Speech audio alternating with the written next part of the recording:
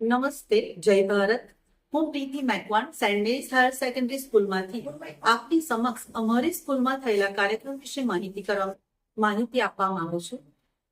Principal district જજ શ્રી એને અંજારિયા સાહેબના માર્ગદર્શન હેઠળ અને જિલ્લા શિક્ષણ અધિકારી શ્રી કે એચ રાવલ સાહેબના સહયોગથી જિલ્લા કાનૂની સેવા સત્તામંડળ નડિયાદના શ્રી ડીબી સાહેબ જોશી સાહેબના અધ્યક્ષ સ્થાને નેશનલ એજ્યુકેશન ડે સંદર્ભે આજે અમારી શાળામાં શ્રી મૌલાના આઝાદના જન્મદિવસ નિમિત્તે કાનૂની જનજાગૃતિ કાર્યક્રમનું આયોજન કરવામાં આવ્યું હતું, જેમાં ડીઓ કચેરીમાંથી અલ્પેશ પટેલ સાહેબ, શ્રી નરેન્દ્ર પટેલ સાહેબ ઉપસ્થિત રહ્યા હતા.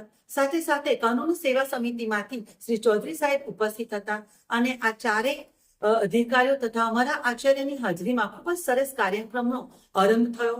દરેક અધિકારીએ ખૂબ જ સરસ માહિતી, સચોટ માહિતી બાળકોને આપી કે એ લોકો કઈ રીતે કાયદાઓ જાણે અને કાયદાનો ઉપયોગ કરી શકે, કારણ કે અમુક વાત અજ્ઞાનતાને કારણે આપણને ખબર નથી હોતી કે આપણે કઈ દિશામાં જવું. તો બાળકો જુદા જુદા કાયદાઓની માહિતી મેળવી બાળકોએ, અને એ બાળકો એ કાયદાની જે માહિતી મેળવી તેના દ્વારા પોસ્કો એક્ટ છે કે પછી જુવેનાલ કેવી જસ્ટિસ શું છે, મહિલા અભયમ શું છે, એ દરેક કાયદા વિશે માહિતી મેળવી તે તેમના જીવનમાં ખૂબ જ ઉપયોગી થશે. તેથી હું શાળા બદલ સર્વ અધિકારીઓ અને અંજારિયા સાહેબ અને રાવલ સાહેબનો આભાર માનું છું કે અમારી શાળામાં આ ખૂબ જ સરસ કાર્યક્રમનું આયોજન કર્યું. Thank you. જય ભારત.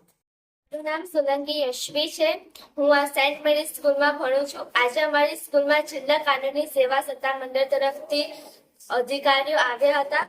એમણે અમને જિલ્લા કાનૂની સેવાના કેટલાક કાયદાઓ સત્તા વિશે જાણકારી આપી, મહિલા હેલ્પલાઇન અને કાયદા વિશે જાણકારી આપી, કાનૂન સહાય કોને કહેવાય છે એ બધી જાણકારી આપી. એ બદલ અમે તેમનો આભાર માનીએ છીએ. એમનામાંથી અમને ઘણું બધું શીખવા મળ્યું, જાણવા મળ્યું, તે બદલ તેમનો આભાર.